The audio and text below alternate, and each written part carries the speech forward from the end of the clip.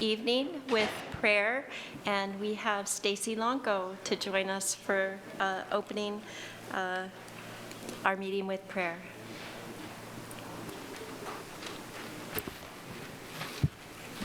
Is that low enough? Okay.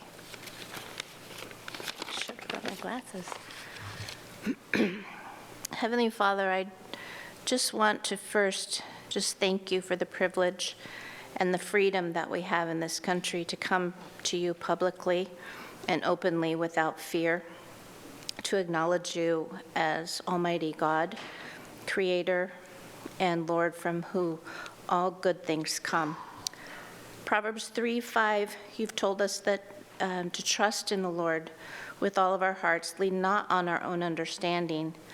In all of our ways acknowledge him, and he will direct our paths. Tonight, may we not trust in our own wisdom or understanding, our own opinions, our past experiences, or even our honest wishes to do good, and then fail to realize that we need and we can have heavenly guidance directing our paths.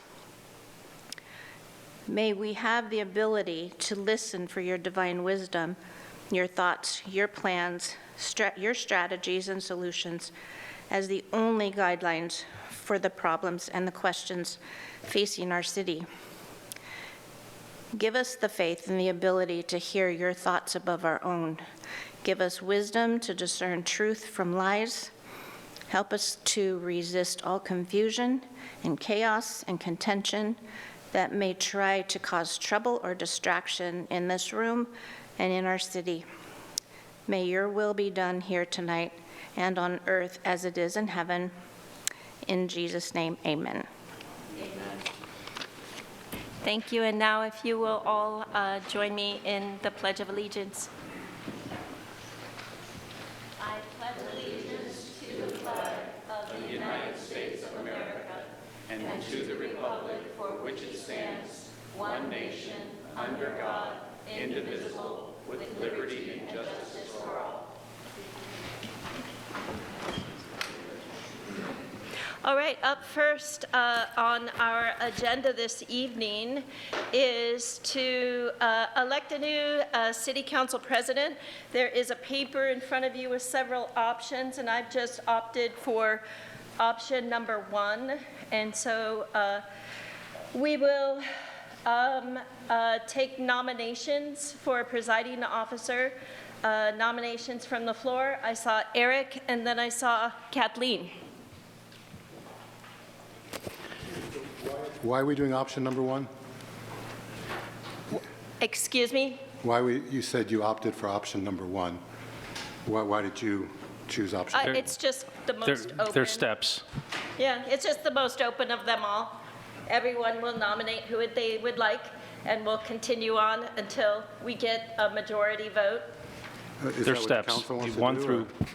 Yeah, I'm just going to go with step number 1, and not any of the others, just to do a completely open voting.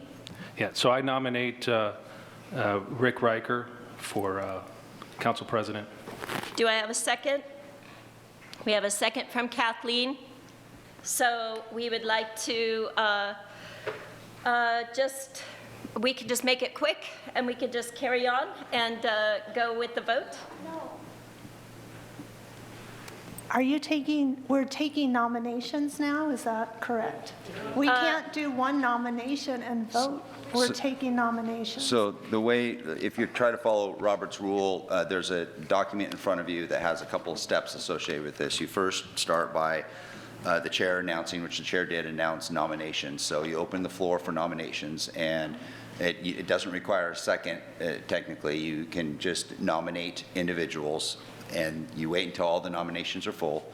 Then you close the nominations. And so then you have a certain amount of nominees. And then after that, you do have a form where you can provide your preference, and then we tally those. The preference is then reported, and then council can have a discussion and make a motion on the preference that's there. and then you ultimately vote on that. Well, with all due respect, I don't believe that the city manager gets to decide how the council elects the next council president. And so I believe that there were people who expressed wanting to make this as transparent as possible. So this is the way to make it as transparent as possible. And so I believe if we just go through the nominations and vote on them, then we will end up with the next city council president. And it will be exceedingly open, and it'll also be quick.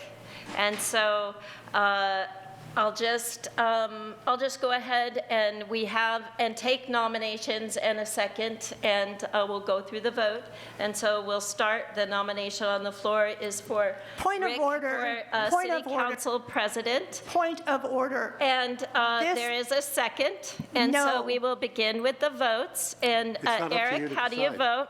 You are just acting as mayor. You cannot strong-arm the council into just doing what you want.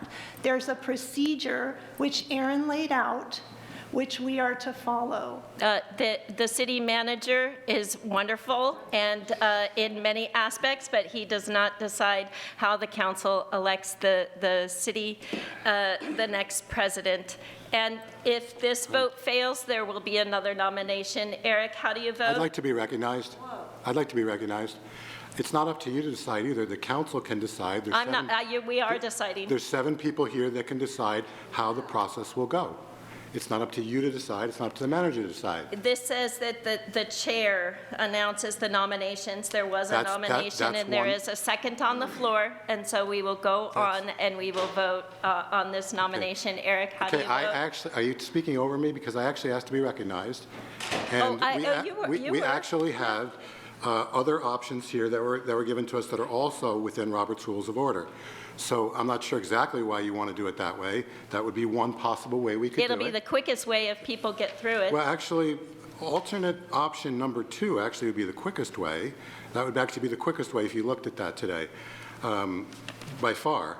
So if you want to do it the quickest and an equally transparent way, alternate option 2, which was also presented to council today, if preference seats are not desired, council can make a motion immediately after nominations close for one of the nominees. That motion, if seconded, goes to discussion and then a vote, which is also conducted in open session with votes announced publicly. So that would be without preference sheets, and there'd be other nominations at that point. So that's another way to do it, and council can decide if we wanted to do alternate option 2. And, you know, if that's the way council wants to do it, then that's the way we can do it. I think at this point, what I'm hearing is there's a little bit of conflict, and so maybe we take a poll on the actual process you want to use. Yes, the city manager does not declare the process, council does. The city manager has provided you with a general following of Robert's rules on how to Well, make a at this nomination. point, we have a motion on the floor, and it has been seconded. And That was just for a nomination, that was not for a vote. That was just for, that was opening nomination, so again. all right, if- so are there any other nominations on the floor? If I could just take a second to, again, the normal process, and you can, there's two things, and Councilor Pell mentioned one of them. Normal process is you open up the floor for nominations, you take nominations, you close nominations. At that point, you could do one of 2 things. You can do a preference on the nominations. Let's say there's 3 council members that were nominated. You, as a council, then do a preference sheet on what your number 1 preference is. Or option 2, which is what Councilor Pell was saying, you can go ahead and just voice your preference and then move forward from there. After that is accomplished, you actually make the vote to determine whether or not that person is that you've defined as a preference is the one that would be council president. Are there any other nominations on the floor? I nominate Rob Pell. Are there any other nominations on the floor? I saw a second. Well, I did see a second. I'm just acknowledging it. Okay, so we have We have Rob Pell, and we have Rick Riker. And so those are the two nominees, and would either one of those nominees like to say anything? Are nominations closed? I'm just asking a question. I didn't see any other nominations, so nominations are closed. So I would make a motion to appoint Rob Pell to the position of council president.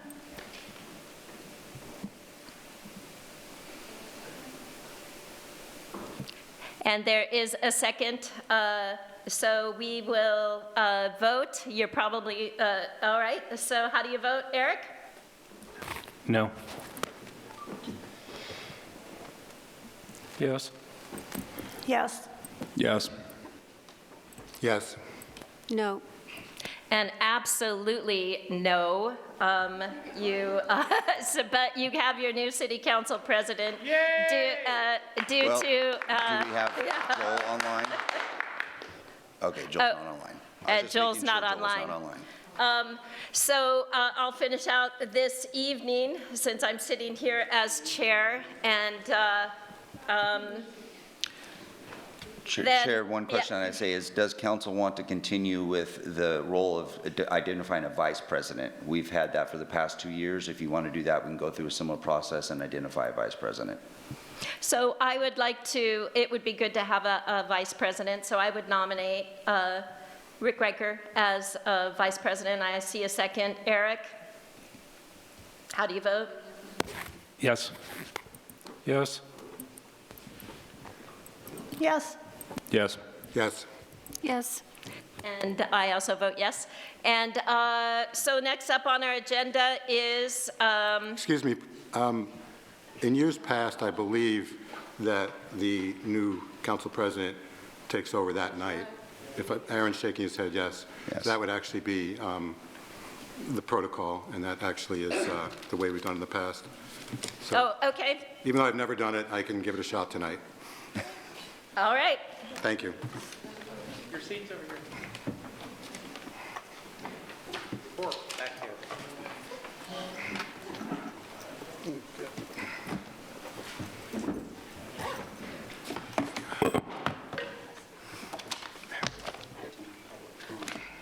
You get the government you deserve. We saw that with the Kathleen, can I have that? Excuse me. Yeah, yeah. Congratulations,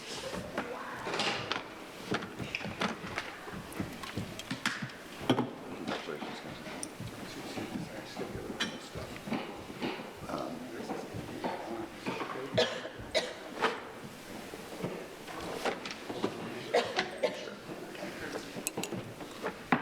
Excuse me.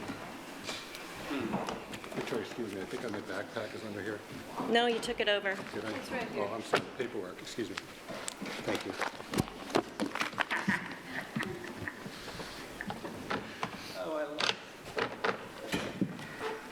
The first item on the agenda is legislative, so you have to read these proceedings. Say that again? The first item is a legislative issue, so you have to go through and read this through. Okay.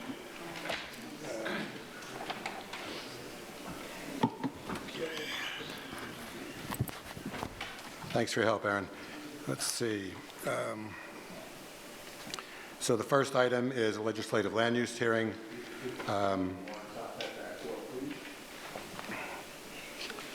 So we'll begin the hearing with a staff report, followed by public comment, and the matter will be discussed and acted upon by council.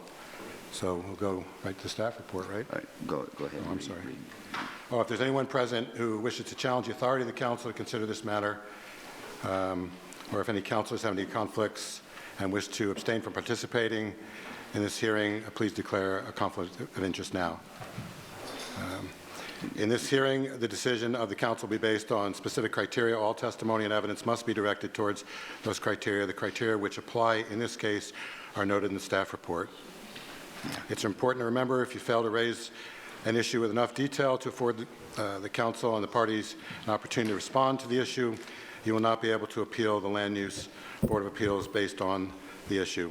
We'll now begin the hearing with the staff report. Thanks, Brad. Thank you, Council President. members of the council, members of the public. Bradley Clark with the Community Development Department. So the item before you tonight, this is a small amendment to the city's development code. It's in Article 12, and it has to do with front setbacks. It's a relatively minor, innocuous change in the language, but it does have some fairly real on-the-ground implications. The main council goal that it applies to is your housing and homelessness goal. So as most of you and anyone knows, if you've driven around Grants Pass or really any more growing cities, there is a significant trend in the size of lots.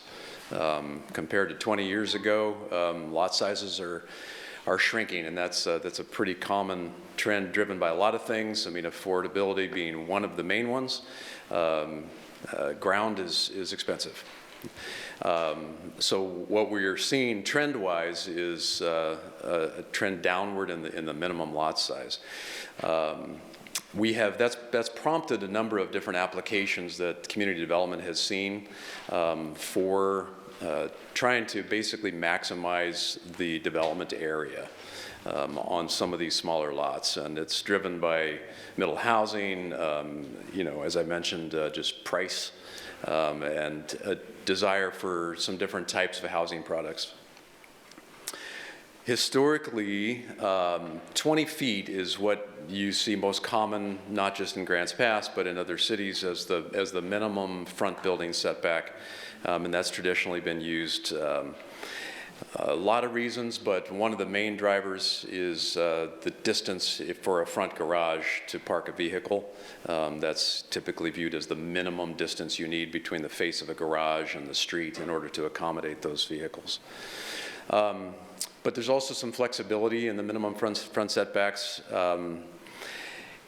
So that's some of the background. November 12th, the Urban Area Planning Commission held a hearing on this topic on the front setbacks, and they did recommend approval to the City Council. So on the top photo here, we just included, this would be what most of us have seen throughout time, your traditional front garage entry, and that's 20 feet from the front of the garage or whatever portion of the building to the property line. Another common, less common, but still often seen as the side-loaded garages. The only opportunity today in Grants Pass's code to do less than 20 feet on your front setback is if you're in a steep slope. We do allow in a steep slope, if you do this type of garage, this type of side-loaded, then you can pull the rest of the house up closer to the front property line. So that's the only way you can do a 10-foot setback today. So here's the proposal that's before you tonight. You have it in your packets, which is probably going to be a little easier to read than what I have on behind me here. But I'll just kind of focus on the graphic here. So the public street being in the front, the alley being in the back. Today, the code says the minimum front setback is 20 feet from the front, which is usually right behind the sidewalk, to the face of the garage. And if you're in an alley situation today, you also have to meet that 20-foot setback. What this is proposing is to say you have the option, if you're a developer or if you're a builder, to go from the front to go 10 feet instead of 20 feet. You would still, on the alley, you would have to have, because this is where your garage would be, you would have to still have a minimum of 20 feet. To be clear, this is not mandatory. This is an option. And so developers and builders would still have the option to meet the 20 feet. The language that's being proposed is on the bottom. There's two notes that are affected that are in the code. Note 4 does not really have any content change to it. It's just kind of a rewrite to make it clear about that steep slope that I mentioned. Note 5 is brand new, and that states for new land divisions where garage doors and carport openings are oriented to the rear property line for alley-loaded driveways, the front yard setback may be reduced to a minimum of 10 feet all driveways shall be a minimum of 20 feet in length to accommodate vehicles outside the right-of-way. So in any situation, you still have to have that minimum 20 feet distance. This is an example on Southwest L Street. This is a relatively new development. Included it because it fairly closely replicates what we're talking about here. So at the corner of L and I forget what the north-south street is, but this is the old Forest Service maintenance building. So this shows you these houses were built about 2.5, 3 years ago. These lots are 50 feet wide and about 105 feet deep, and they have 20 feet on the front and then 20 feet on the back. Here's what those look like from the street. This is the front along L Street, and then this is, if you go to the back and you look at the alley, you can see the garages with the vehicles parked there. They're not a lot out of the alley, but they do, the 20 feet does get them out of the alley. Harbeck Meadows is a project that's currently being developed. This is at the corner of Allen Creek and Harbeck. John Camiller is the land developer on this project. When he brought this in, he had a proposal to accommodate the proposed buildings that he was asking for. He's using the existing Harbeck Road that's already there today, but then he's proposing to construct a new alley on the back.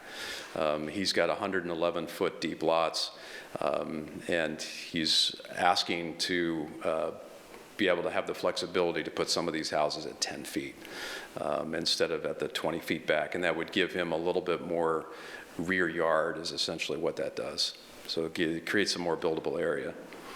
Today, that would not be allowed, and part of this development was that request that, to see if the city's willing to make this 10-foot change.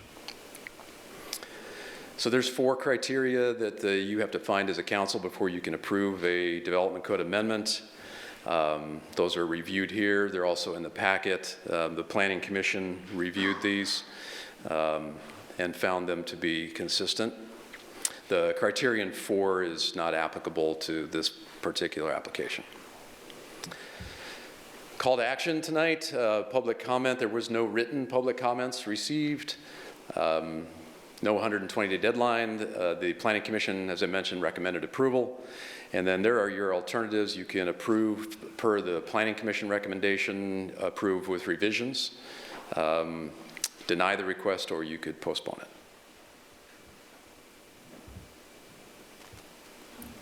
Okay, so any questions from council? Andrea? So I read in here, it's for new developments only, is that right? Correct, correct. New partitions, new land partitions, new land divisions of any kind, so yes. So if there's a neighborhood and the house, it's not for remodels, or if a house gets torn down, a new, it would apply to that new vacant land? No, it would only apply if there was an actual subdivision of land. So if you already have a lot, and all you're doing is taking down an existing house and putting up a new one, then this would not apply. It would only apply if you're doing a new subdivision.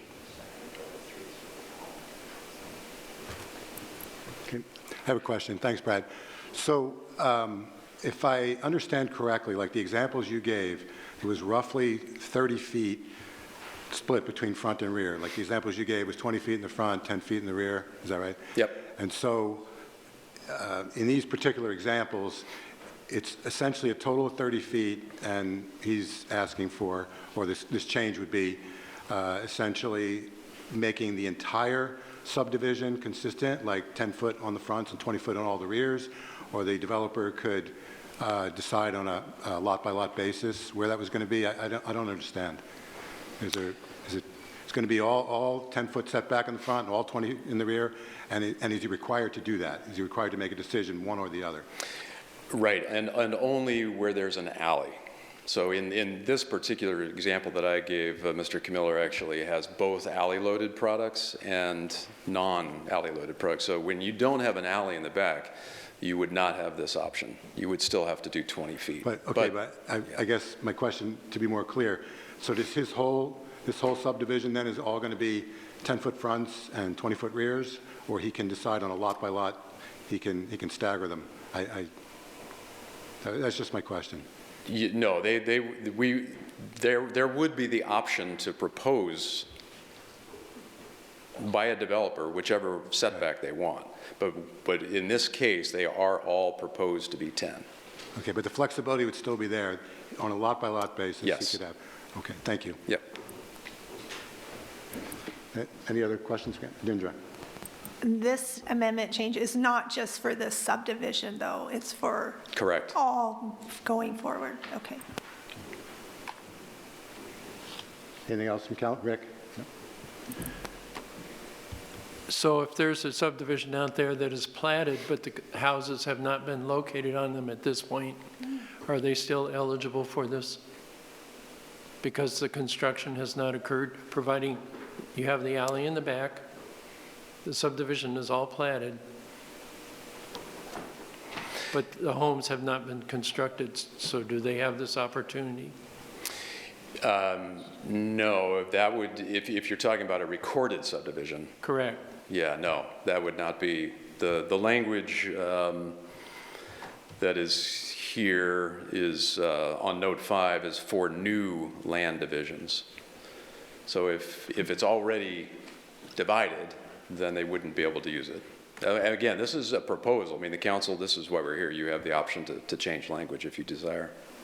Well, then we maybe need a definition of new. Is 12 months, 6 months, or 1 year a new subdivision? Well, the community development would define that as someone who's coming in to plat land from this point forward. So that would be a new land division. If it's already gone through the approval process and they already recorded at the county's recorder's office, then that's not new. It's already an existing land division. True. I'm aware there could be some subdivisions out there that have not finished construction and have this situation, and I thought it could be a real advantage if they had this opportunity. So the question is are you wanting to change this to also include previously platted but undeveloped? Okay, and then I raise that question to the council. I would be in favor of that.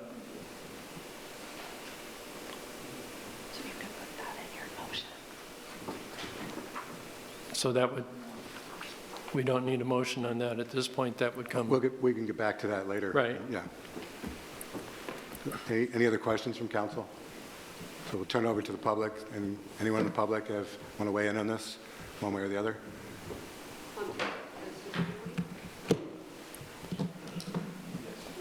Okay, seeing none, I guess we'll go back to council for discussion. Rick? So I think if this past year, there's been I would say significant, but there has been various subdivisions that have been platted, and maybe the construction of the homes has not occurred yet. So I think it would be worth consideration of allowing them to use this option as well, especially if there is an alley in the back, which would be in this situation. Okay, so I'd like to make a motion to approve the ordinance amending the Development Code Article 12 zoning districts and have it read by title only, first reading with the amendment that I've stated to include previously Can we have a platted motion and a subdivisions. second from Eric? So any further discussion? Rick? Do we need elaboration on the reasoning and addressing the different criteria, or is that Good point. not necessary? No, council, only if you were to recommend denial would you need to do that. Okay, thank you. Okay. Further discussion? We're ready to vote? Eric? Oh, I'm sorry. Thank you. Were you going to read something, Karen, or no? Joel can't hear us, and so don't ask him Oh, I'm to- sorry, I forgot to ask about Joel, yeah. Yeah, he's having problems with his computer, so. Okay, all right, thank you. Okay, Eric, how do you vote? Yes. Yes. Yes. Yes. Yes? Yes. Yes, so it's unanimous. Motion passes 7-0. An ordinance of the Council of the City of Grants Pass, amending Development Code Article 12, zoning districts as amended. Okay, so we need a motion for a second reading. Eric? I move to approve the ordinance amending Development Code Article 12 zoning district and have it read by title only, second reading. We have a second? Rick? Okay, I'll vote yes. Yes. Yes? Yes. Yes. Yes. Yes. Unanimous, second reading. An ordinance of the Council of the City of Grants Pass, amending Development Code Article 12, zoning districts as amended.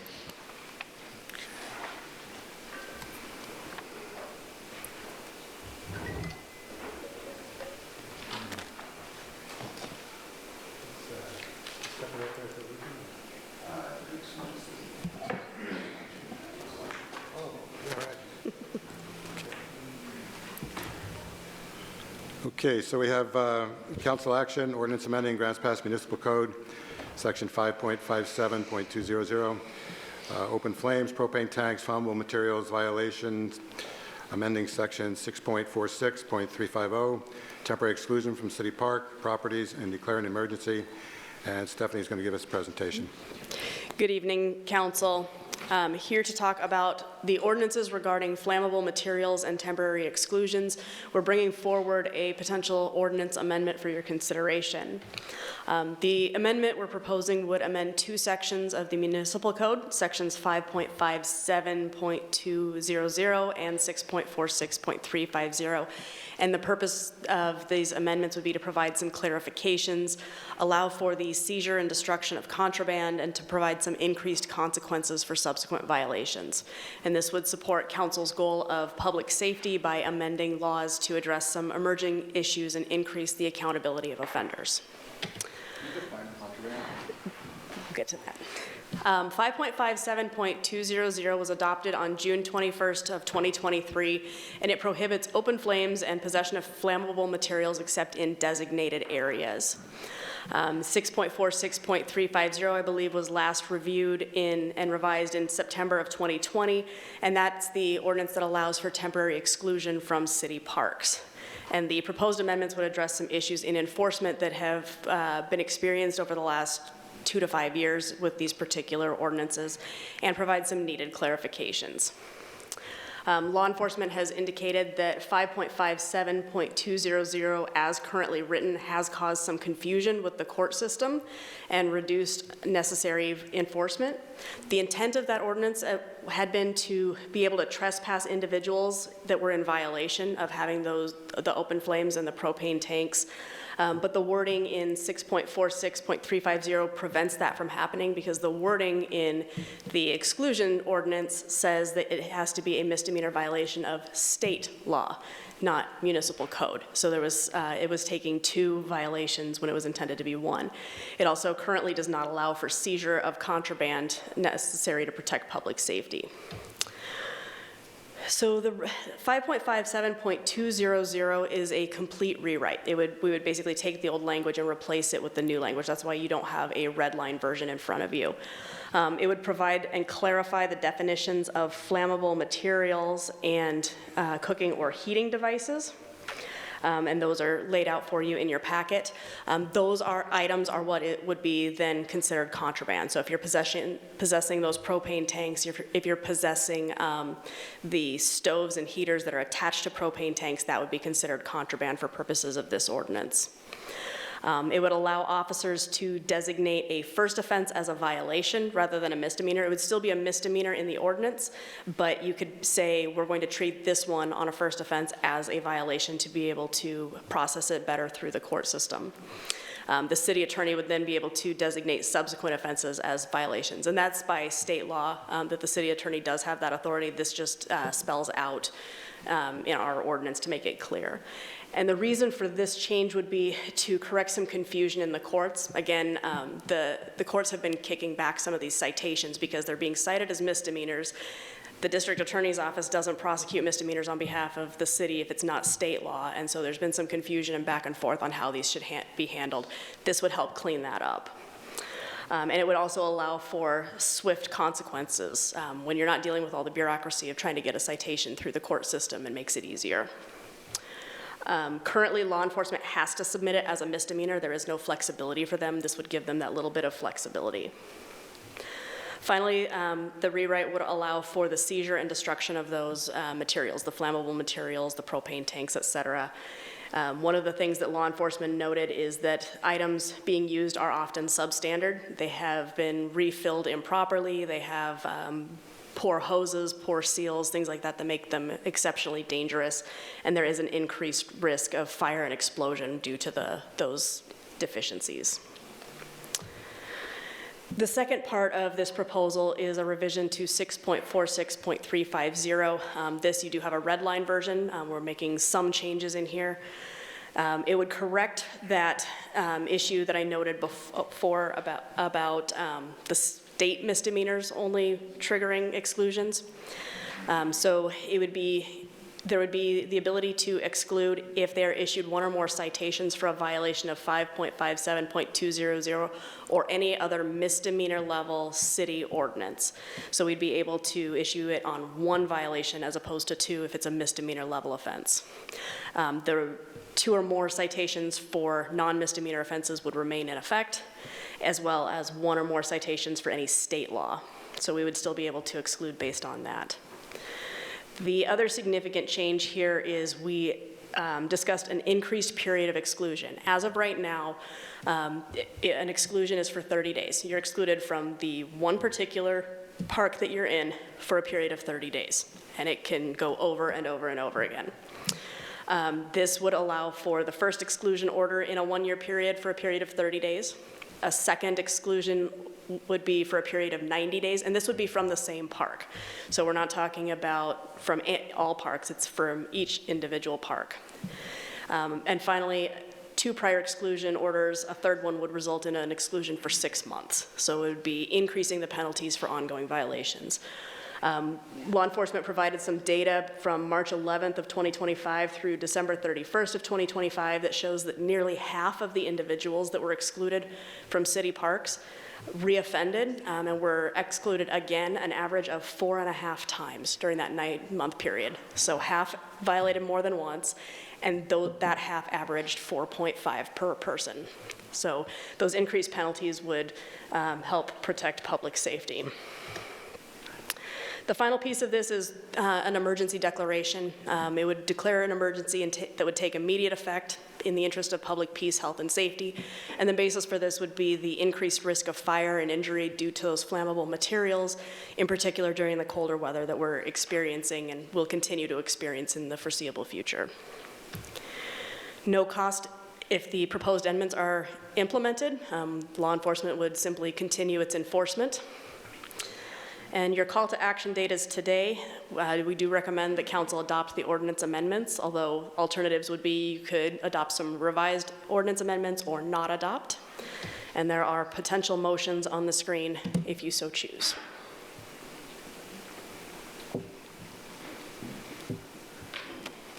Questions from council? Victoria? This seems like a really good idea, but I just wanted to ask Chief if he wanted to speak to it and tell us if he thinks it's a good idea. I do think it's a good idea. I think it's been a long time coming. I think we've been working toward this for several years now.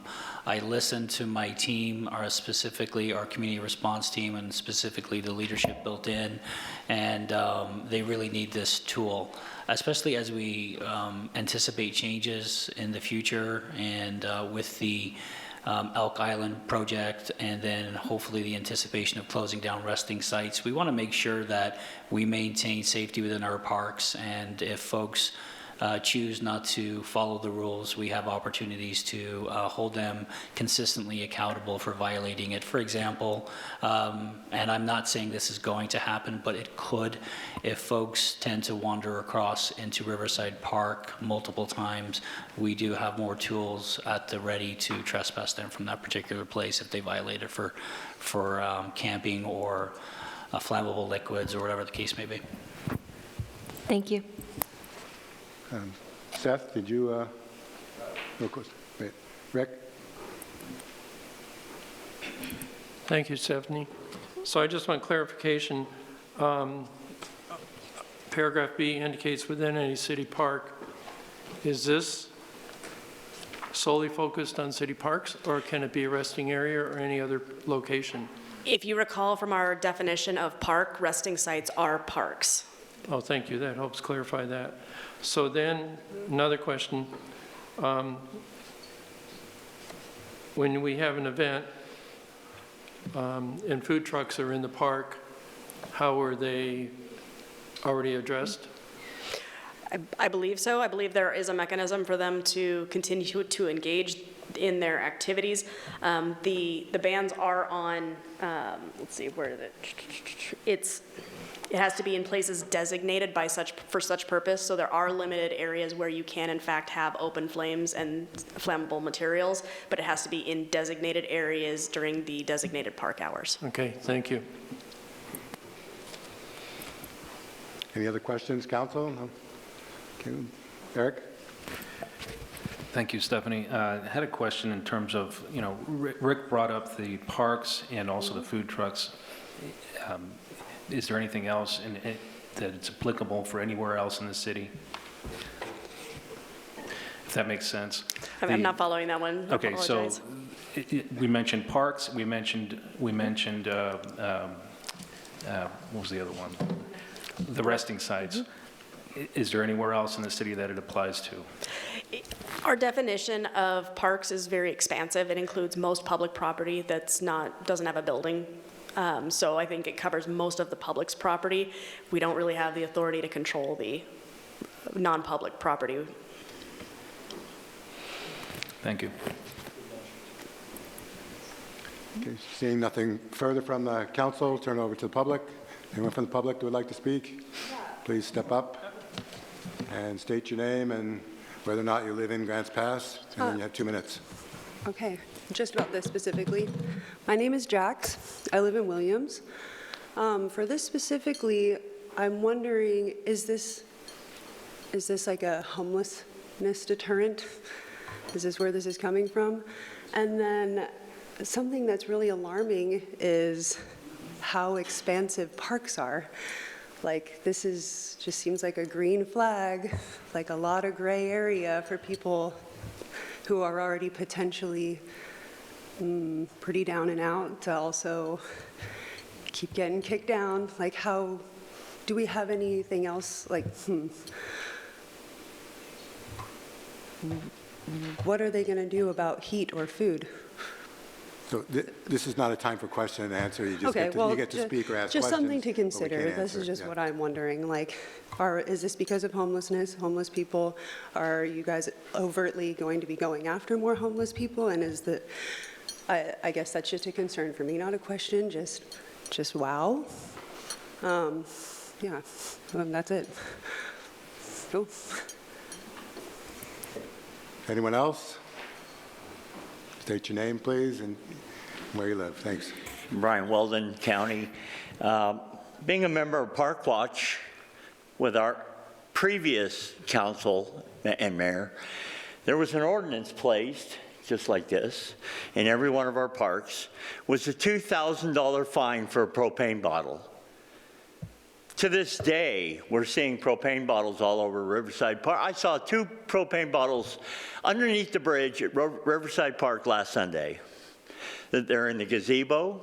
People are using them for everything. Homeless people are living. Last Sunday, we called the police in the upper gazebo on Parkway there, right in Riverside Park, and he refused to leave. $2,000 fine. We don't see really any direct violations or anything happening over this. These propane bottles they're always stored in the back of these pickup trucks that live in the parking lot of their parks. Just go by Morrison Park right now. You'll see pickup trucks and cars with propane bottles strapped to the back bumper. Anyway, thank you. Anyone else from the public? Please step right up. State your name and whether you live in Grants Pass. Yeah, Jim Ciano, County. Just what has been presented, it seems to me that it's subject to a lawsuit at some point because it's quite broad. And I'd like to know what fuels we're trying to protect in the middle of winter from burning. So we might discuss that.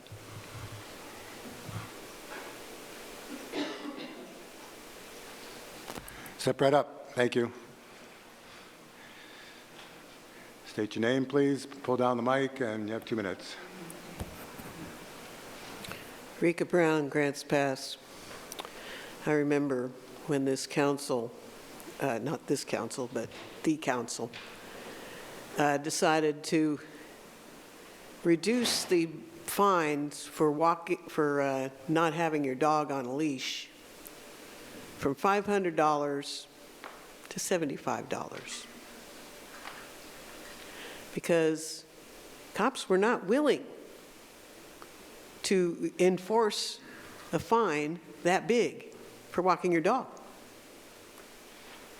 And as far as homeless people having propane tanks with a $2,000 fine, they ain't got $2,000. And they don't really give a damn. Thank you.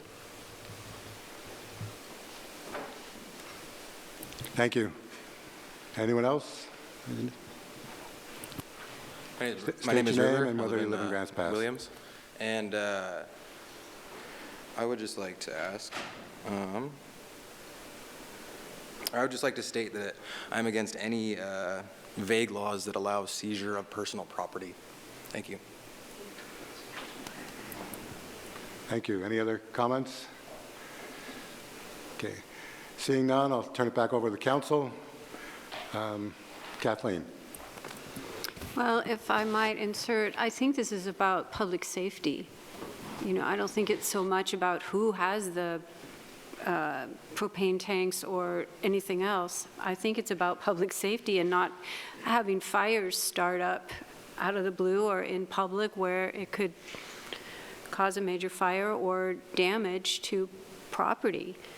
Correct me if I'm wrong, Chief, but isn't that the main issue here? Yeah, you're spot on, Councilor. And since I have an opportunity to speak, I just want to make it known that the Grants Pass Police Department treat every single person with dignity and respect. It doesn't matter what your situation is. And we have a track record of that. Our community response team and our police officers that are boots on the ground every single day treat everybody the exact same way.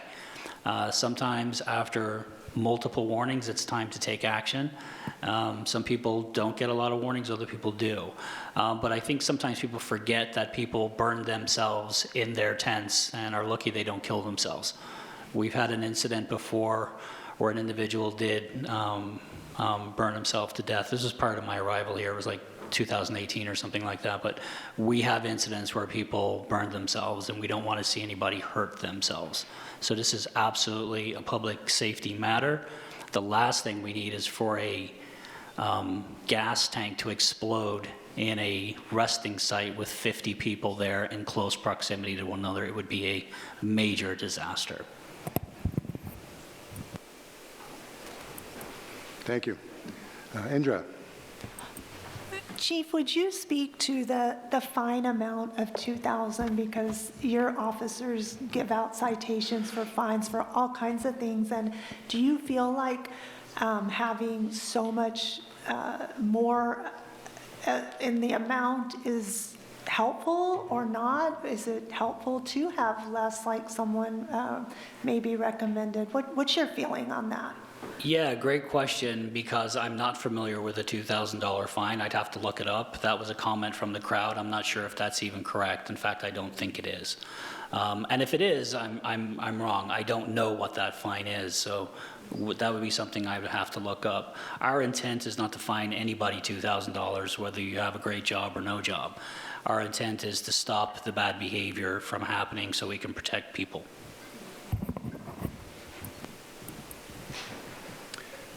Any other question? Eric? Does anybody on the staff know what, if there is a fine as far as the $2,000?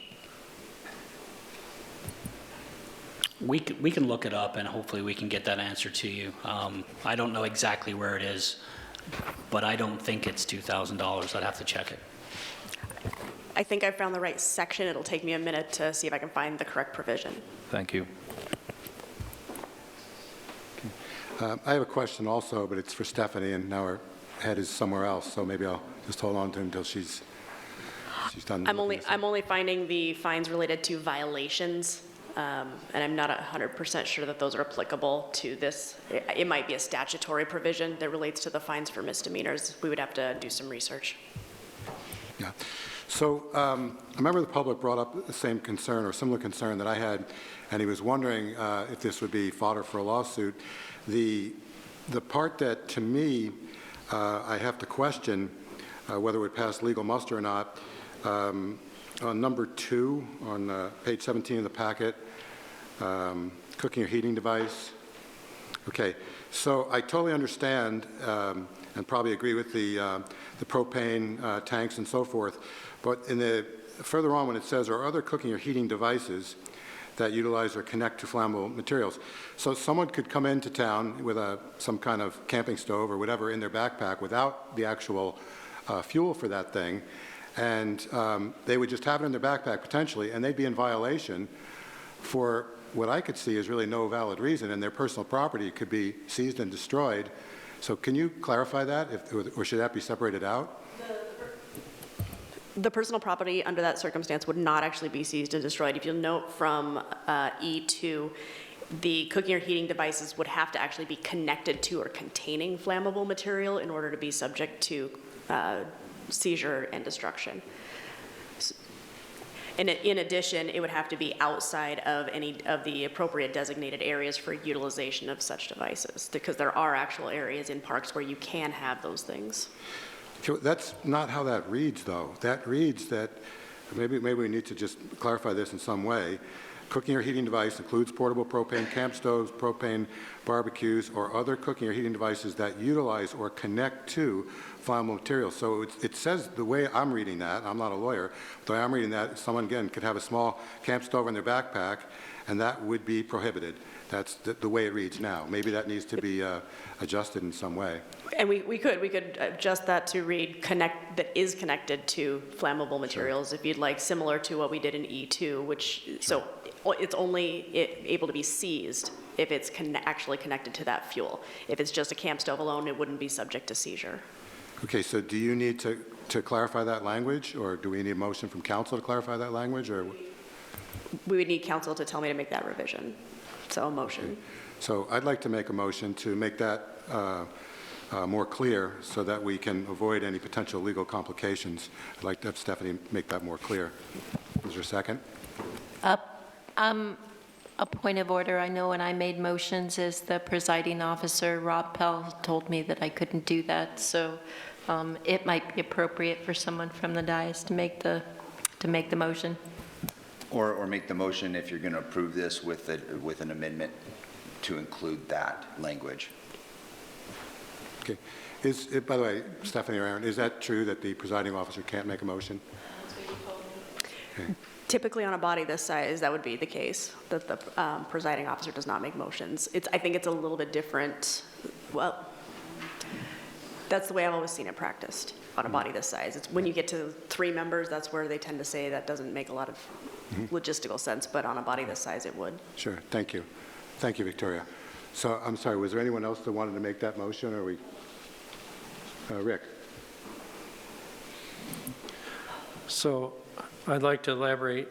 I would like to move to to adopt the ordinance amending the Grants Pass Municipal Code, Section 5.57.200, open flames, propane tanks, flammable materials violation, amending Section 6.43.350, temporary exclusion from the city park properties and declaring an emergency. Have it read by title only, first reading, to include an amendment. I believe it would be under paragraph A2 that refers to heating devices that are connected, or what is the appropriate language determined by the city attorney. The language I would propose on that is it would read, cooking or heating device includes portable propane camp stoves, propane barbecues, or other cooking or heating devices that are connected to or contain flammable materials. That's good with me. Is there a second? Kathleen? Any discussion? Okay. Eric, how do you vote? Yes. Yes. Yes. Yes. Yes. Yes. Yes. And Joel's online. Joel, you want to vote on this? Can you hear us? Yes. Can you hear me? Yes. Can you? Okay, good. I'll vote yes. Great. Unanimous, 8-0. An ordinance of the Council of the City of Grants Pass, amending Grants Pass Municipal Code Section 5.57.200, open flames, propane tanks, and flammable materials, violation, amending Section 6.46.350, temporary exclusion from city park properties and declaring an emergency as amended. Okay. So we do a second reading, is that it? Get a motion for Indra. I move to adopt the ordinance amending Grants Pass Municipal Code, Section 557-200, open flames, propane tanks, and flammable materials. Violation, amending Section 6.46.350, temporary exclusion from city park properties and declaring an emergency, and have it read by title, or as amended with the amendment. And have it read by title only, second reading. Second from Seth. And I'll start the voting. I vote yes. Yes. Yes. Yes. Yes. Yes. Yes. It's unanimous. Yeah. An ordinance of the Council of the City of Grants Pass, amending Grants Pass Municipal Code Section 5.57.200, open flames, propane tanks, and flammable materials, violation, amending Section 6.46.350, temporary exclusion from city park properties and declaring an emergency as amended. Okay, let's see. We now have an appointment to the Arts Committee. We've got 6 members. So I think that is that a blue sheet? That's a blue sheet. So if you could circle 6 names, I think there's 7 names there, and pass them down. Rob, may I make a suggestion? Sure. The council met the other day and decided they did not want to increase the number of people for COPA. So if the council were in agreement for the 5 that have been recommended by the committee also meets next Tuesday night, which could then choose between the other 2 for the 6th position. But would we entertain a motion for just the 5 at this time and not necessitate an individual vote, if that's something we would like to consider? Yes, do it. Is that understood? I don't understand it. Other councilors might understand. Because there's how many here? There's 7 here, and we're 6. looking to choose 6 right now. And There's 6 positions. 2, 3, 4. But there's Of which 7 5 names. We have 7 names here, right? There's 7 names, 6 positions. Right. COPA recommended 5, with the other 2 to be decided at a future date. The city council said they did not want to extend the number of seats, so COPA would also like the opportunity to choose between the 2 candidates that are remaining. Okay. It seems like a good idea. I'm just wondering, are they going to have a problem with a quorum at their next meeting if we don't do some appointments tonight? I don't think we're going to have a problem with the quorum on Tuesday, no. Okay. Well, I mean, I'm okay with that, if other councilors are okay with that. So we'll table this until, I guess, our next, no? Rick's saying no now. I'm not sure if I understand. Rick, correct me if I'm wrong. I think he wants to nominate 5 of them tonight, and we vote on appointing 5 tonight. And then they'll come back later with a recommendation for the additional. So you should just make a motion. You can do that also. Okay. And if you want to do that, then select 5, and we'll just do 5 this evening. So make your motion.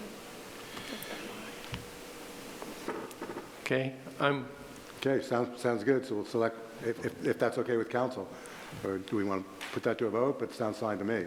okay. And then I'd like to make a motion Okay. to recognize COPA's committee recommendation to approve Judith Basker, Robin Forbes, Amy Keller, Calvin Kennedy, and Eva Shaw for the 5 of the positions that are open for COPA.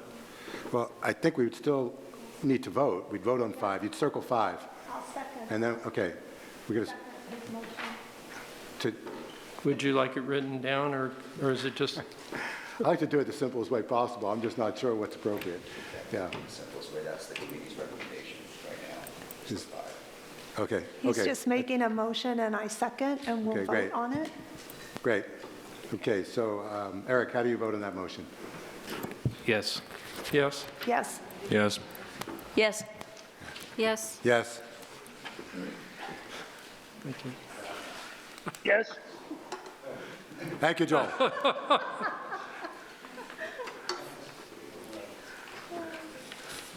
It's always a struggle when you're getting information out there.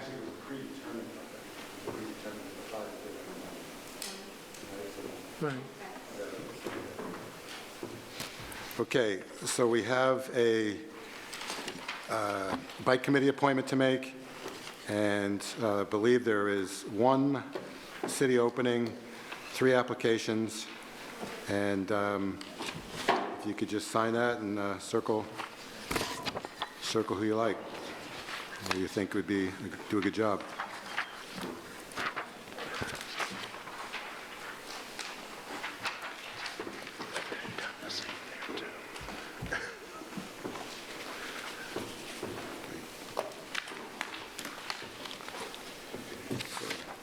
Do you count these, or do I count these? Feel free.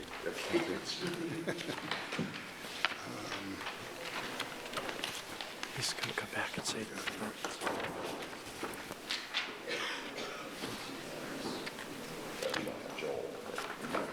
Okay. Let's see. Without Joel, we have at least 7 for Daniel Edwards, who's reapplying, and he was also the choice from the bike committee themselves. Okay. Do I get to vote now? Do we vote on? Okay. We have a motion to apply to appoint Daniel Edwards. It's from Seth.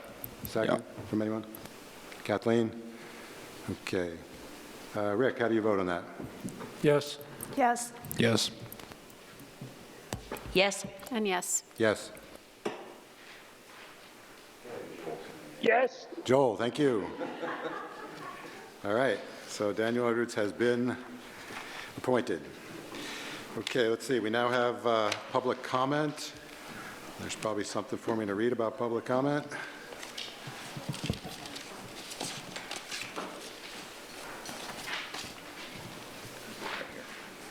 Okay. Wait a minute. Okay, so this is an opportunity for the public to address the City Council on items not related to a public hearing or council action item for the council. The intent is to provide information that is pertinent to the city's jurisdiction. Each speaker will be given 2 minutes to address the council as one body, not 2 individuals. At the conclusion of public comment, council will have an opportunity to respond. This meeting will proceed in an effective and courteous manner.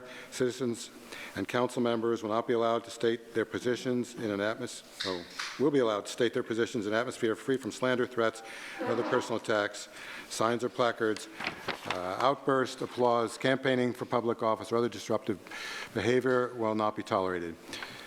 If you have a question regarding any government-provided service or current city policy, please contact City Manager's office and attempt to resolve the matter. And let's see, we've got some blue cards here. First is Brian Weldon. Great. Okay, you've got 2 minutes. Please tell us if you live in the city. Brian Weldon, county resident. My concern here tonight is the Elk Island and the Parker building. And now after watching this KJO radio and the people on it talking about yurts in Riverside Park at the cottage, at the historical cottage, I think that, and most of our Park Watch members would agree that any invitation to the homeless going back into Riverside Park is really, really bad. We're going to have them living there like they were last Sunday at the gazebo on Park Street. They feed them at 2 o'clock every Sunday. You know, I just don't, I can see them now all just slowly wandering across 6th Street and into Riverside Park to live there indefinitely. And we're going to turn around this summer after 2 years of hard work cleaning up the most beautiful park in Oregon, and it's going to be the way it was 2 years ago. Thank you. Thank you. Kathy Millard. Step up, lower the mic, and let us know if you live in Grants Pass. Kathy Millard, Grants Pass. At your workshop Monday, there was a proposal from Elk Island, from Bernie, on changing the code in the park for 6 yurts, and I am very much against that. I hope that you guys don't vote for that. That's insanity. We just keep extending for the homeless.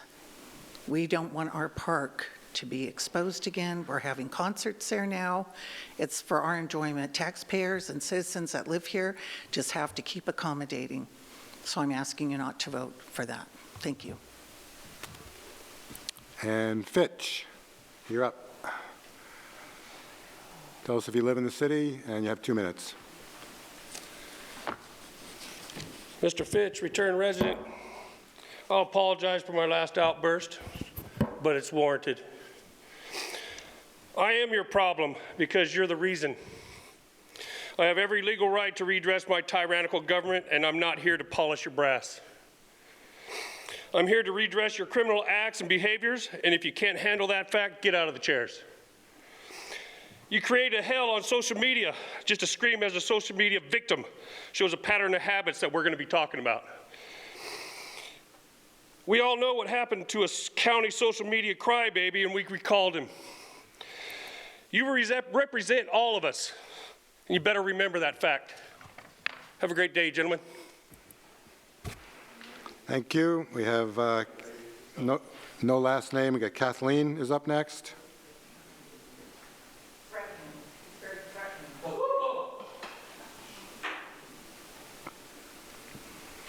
Okay, tell us if you live in Grants Pass. You have 2 minutes. Good evening, Council. My name is Kathleen, excuse me, and I'm a 60-year-plus resident of Grants Pass.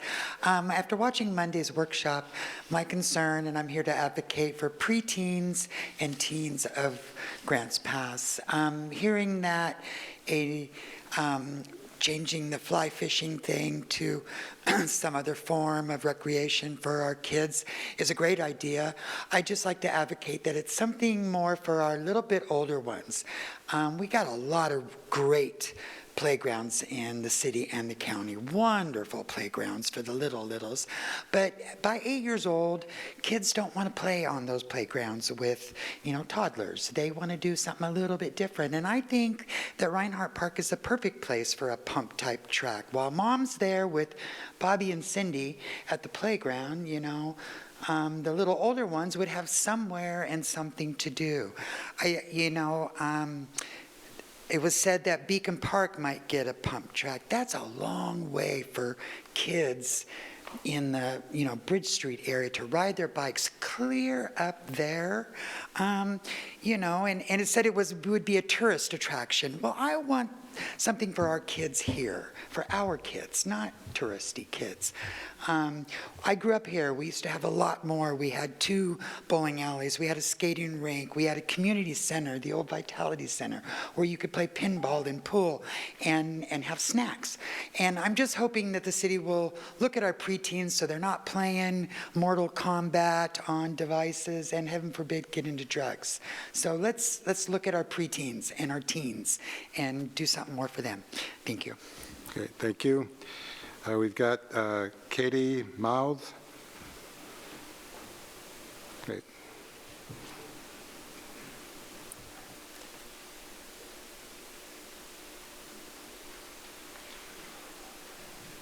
Sorry. So pull the mic down and you have 2 minutes. Let us know if you live in Grants Pass. Okay. Katie Mothy, and I'm a county resident. And I'm here to say no to the yurts in Riverside Park. My feeling is that good old Bernie is going to run out of room at Parker's Place for the shipping crate camping of the homeless. And if he's allowed to install the yurts, he's going to then say, there's camping in Riverside, the excess people here are going to go and camp at Riverside.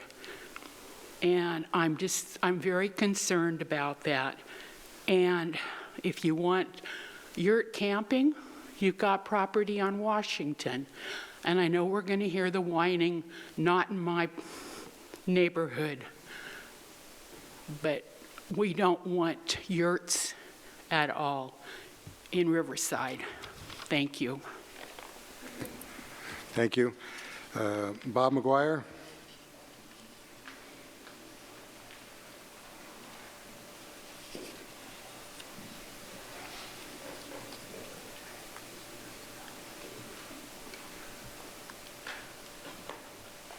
Okay, you have 2 minutes. Let us know if you live in Grants Pass. Born and raised, 3rd generation. Those yurts are a terrible idea. I'm sorry, but his guys are going to be terribly busy. I guarantee you, we took a trip up there to Bernie's luxury spots and talked to all the people up there, and there is not a nice word for him. And I guarantee you, I don't think Parker Place is going to be a good spot, but I guarantee you, like she said, they're going to overflow into our park, and those yurts are not going to work. And the yurts aren't even full, and the county parks now, I don't see how you're going to get $250 a night for them now in the city. And in my opinion, you need to ask the people that live down Park Street, because I guarantee you they're not going to want people living down there or in those yurts. So, anyway, but yeah, I don't agree with them. I think it's a bad idea. Thank you. Thank you. Connor Kirkpatrick. Is Connor here? He must have left. Let's see. Mike Pelfrey. 2 minutes. Tell us if you live in Grants Pass. Yep, I live in Grants Pass, Mike Pelfrey. Just want to congratulate the Josephine County GOP. Instead of building on the trunk train, you drove the train off a cliff, and I hope you're very proud of that. The JOCO GOP is a disgrace. The previous council president's actions this evening are a prime example of that dysfunction. Mike. Let's take a look at this. Mike, yes, sir. you're not supposed to address any one individual counselor at a time. Okay. Thank you. I retract that. Let's take a look at the legacy that can we. Josephine commissioners get recalled. That's 2 of them. 1 of them resigns. The county treasurer resigns due to being extremely unqualified. Michael Sellers fiasco. JOCO GOP elects a new chair.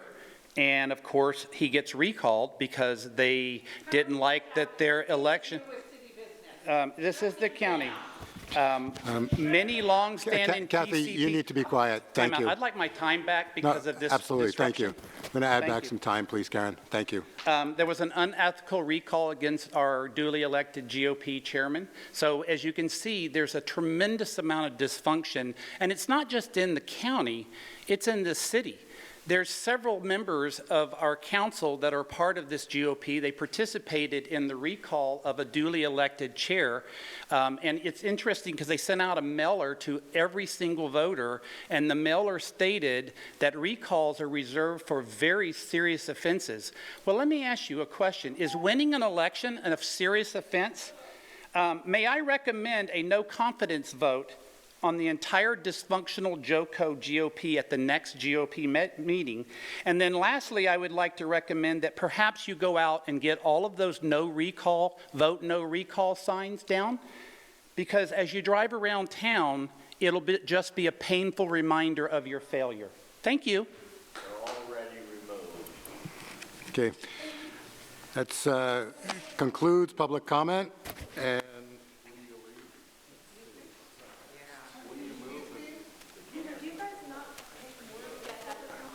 I think Rika had a blue sheet. I remember looking. oh. Is that a blue sheet? Okay. Victoria says she saw your blue sheet, so I believe her. So please step up, Rika. I don't know where it must have got lost in the shuffle, but I do remember reading it at the beginning of the meeting. Thank you. Pull the mic down and you have 2 minutes.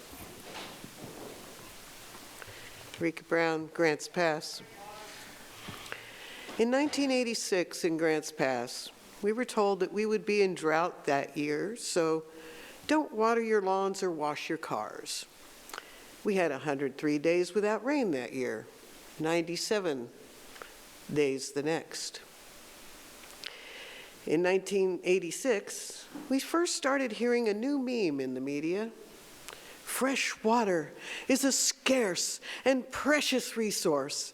Only 2% of the water on Earth is fresh water, and it must be conserved.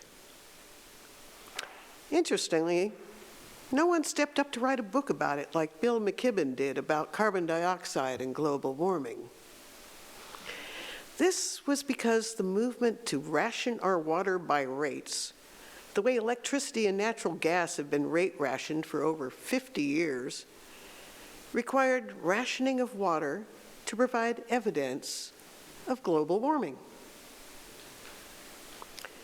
Water vapor is the most abundant and powerful greenhouse gas, but it also cools and thus moderates temperatures. Their push to tax carbon dioxide has always been noisy. Rate rationing of water has been very quiet. Building water treatment plants allowed cities to bring clean water to every building and fire hydrant, protecting both the cities and the surrounding countryside from wildfires, using irrigation and evaporation. But rate rationing of city water has stopped our rain because not enough people are watering. Please bring back the rate system that will give us water cheap to use again. Thank you. Okay, thank you. That brings us up to consent calendar. Most of these items are of such routine nature without controversy. They may be approved with a single action. We do have a star on item A, so we're expecting a short staff presentation. Aaron. Thank you, Council President. I'm here just to highlight the city designation of a budget officer in that process. Its related goals is fiscal stability by maintaining and improving the city's compliance with the Oregon budget law. So just to give you a general idea of what this looks like, and it's very similar throughout the state of Oregon when it comes to budget officers in general, but Oregon revised statutes defines that the governing body of each municipal corporation shall, unless otherwise provided by county or city charter, designate one person to serve as budget officer. The budget officer, or the person or the department designated by charter, is acting as the budget officer, shall prepare and supervise the preparation of the budget document. So the budget officer prepares and presents the budget document according to Oregon revised statutes. The budget officer shall act under the direction of the executive officer. Say, for instance, if the budget officer was the finance director, they would operate under the direction of the city manager. In this case, the city manager operates under the direction of the city council. And where there is no executive officer exists, under the direction of the governing body, which is what we have existing here. There is a definition for budget officer under Oregon local budget law. A person appointed by the governing body to assemble budget materials and information and to physically prepare the proposed budget. So our city charter has powers and duties in our charter. Powers and duties for the city manager, number 5, is be responsible for preparing and submitting to the budget committee the annual budget estimates and such reports as the body requests, which is very similar to the definition of budget officer according to ORS. Per the auditor's recommendation, staff initiated an annual recognition of the budget officer in 2025 as part of the fiscal year 26 budget process. We did that through resolution 2575-7535. In the event the city manager is unable to fill this role, the finance director shall be designated as the budget officer, and that's also defined in the resolution. Today's resolution is a continuation of the auditor's recommendation for us to do this on an annual basis, and so we're doing so for the fiscal year 27 budget. Call to action is at your discretion. Cost implications, there are none. Those are some alternatives you have and a potential motion for you. So Kathleen, does that answer your question about, like, you were the one who started this, right? Yeah. Can I speak to it? Yeah. So, yeah, I was the one that started this because in the literature here it says the ORS does not explicitly require an annual designation, and it seems to me that the financial JC, finance officer, is that what your title is perfectly capable to do this position. Well, I appreciate that, but the city charter recommends that the city manager does it. In my 4 years, I have stepped in when Aaron's been out for those budget meetings to help facilitate those discussions and act as the budget officer, but per the charter, it should be the city manager. Do you feel that you're able to do this? You have. Well, I have in the absence of Aaron. Mm-hmm. Okay. It just seems to me that you have a lot on your plate. You have a lot of different hats you wear. It seems like it should just remain with the financial position. Well, Councilor, I appreciate that very much. Being a budget officer is somewhat ceremonial in nature also. In order for us to present a budget for you, there's a few things that need to happen. One, you need to provide us direction from a policy perspective, which you do through strategic planning. Two, we need to present a balanced budget to you as a responsibility of the budget officer. There needs to be one person designated for that, and that is in the charter of the city manager. However, it's a team effort.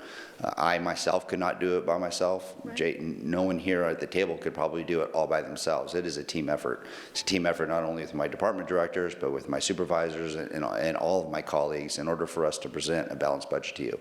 The budget meetings that we have in place where they sit down with me and we go over each individual department, division, we go through and we work as a team to present something to you. So it is a team effort, and it is a title that's held to the city manager.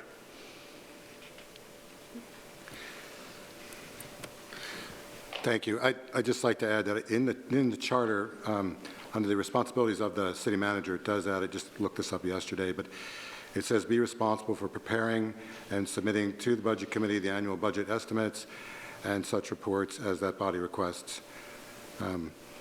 It just says he has to be responsible for it. Obviously, he could delegate it, but it is one of the, in our charter, one of the responsibilities that is delegated to the manager. Is that enough clarification, or do you need more? Or? No, I understand. Okay. Thank you. Thank you, Council. Okay, so with that said, I guess we'll keep that on the consent calendar, and we're going to vote to approve the consent calendar if we have a motion to do that. Got a motion to approve from Seth? Motion approved. Second from anyone? Rick? I'll go first, I guess. Yes. Yes. Yes. Yes. Yes. Yes. Yes. Okay. Approved. Yes. Consent calendar. Oh, Joel, thank you. Doing a good job, Joel.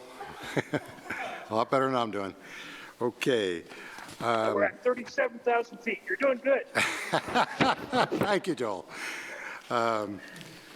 So now we are, let's see, we're going to, is it called a recess, or are we going to adjourn our meeting and then go into the URA, or what are we going to do? So what might be best is we had originally the Urban Renewal Agency on there as just a consent item discussion, and then we added executive session.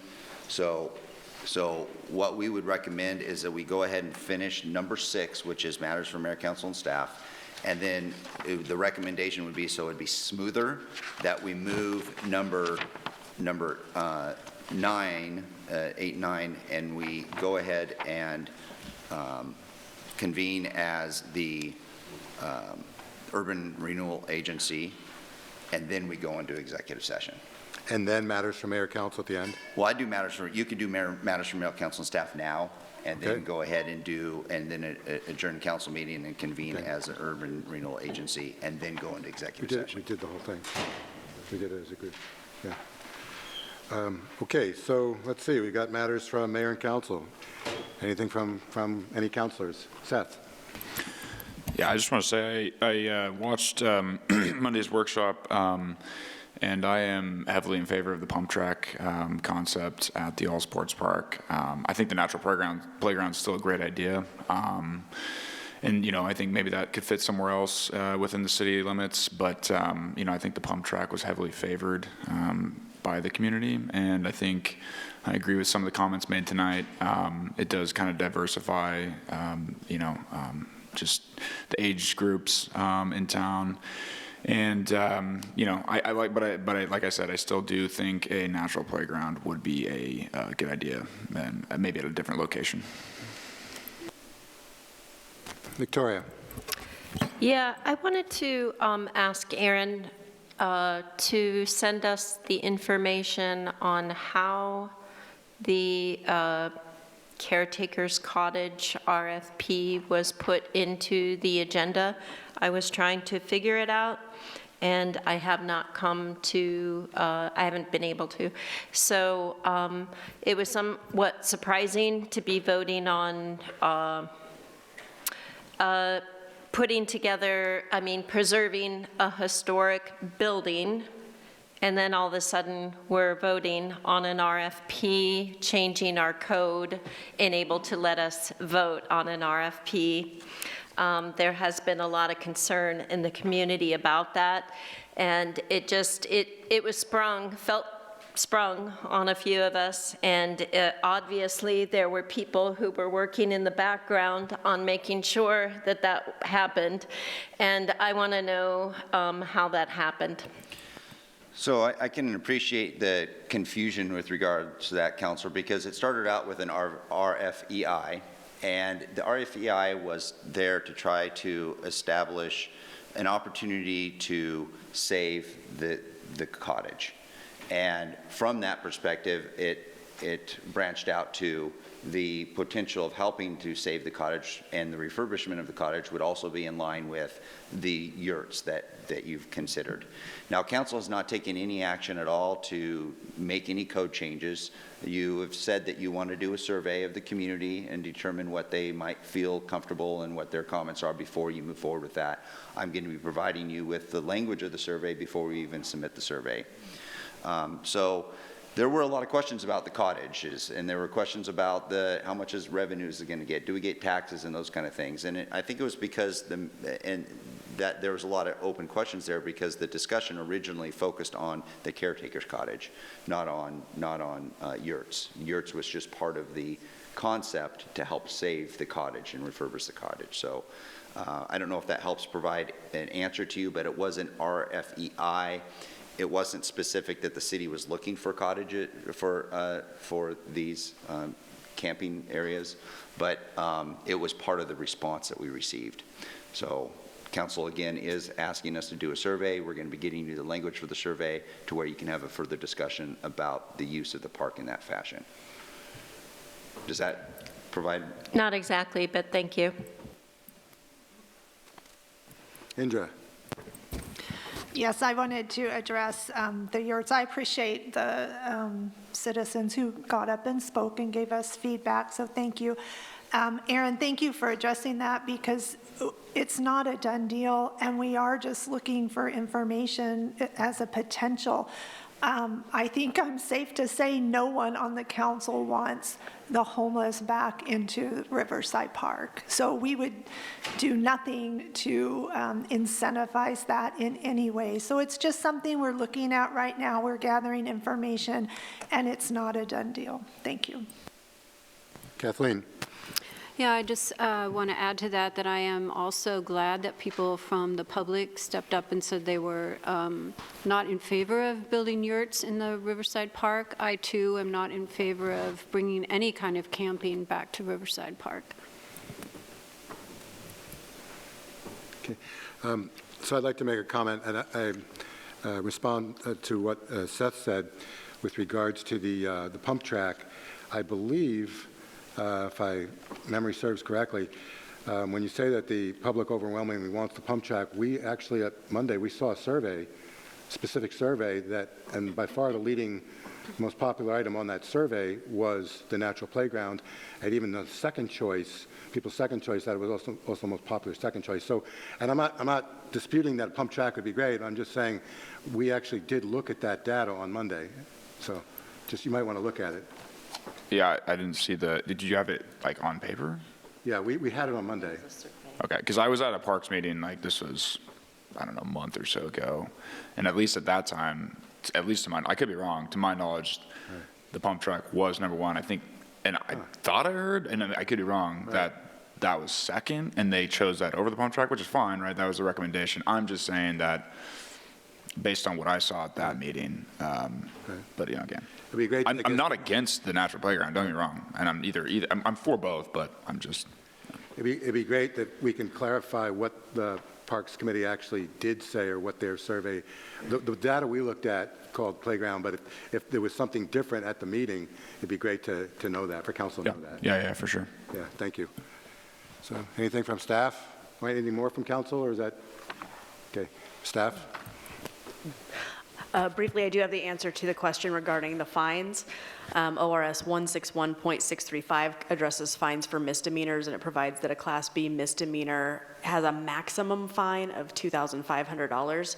But there also is a statute, 161.645, that requires the court to take financial resources of the defendant and the burden of payment, as well as the defendant's ability to pay, in establishing what the actual fine is. So just because it says $2,500 doesn't mean they're actually getting a $2,500 fine imposed. The minimum fine is $100. Thank you for answering that. Anything else from staff? Okay, so we are going to adjourn the city council and go into URA, is that right? Yes. I need a motion to adjourn this meeting from Indra. I'll motion to adjourn the meeting. You need a second? Rick? Okay, this meeting is adjourned, and we're going to go into URA. And what does that mean for me? Anything? No. Okay. I didn't hear from Joel, but. We don't have to pause since we're just going into URA. Okay. Yeah.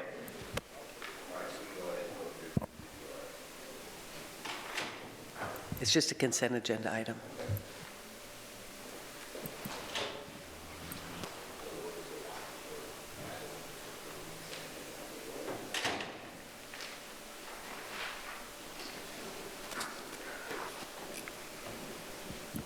And there's one item on there, yeah? Yep, that's it.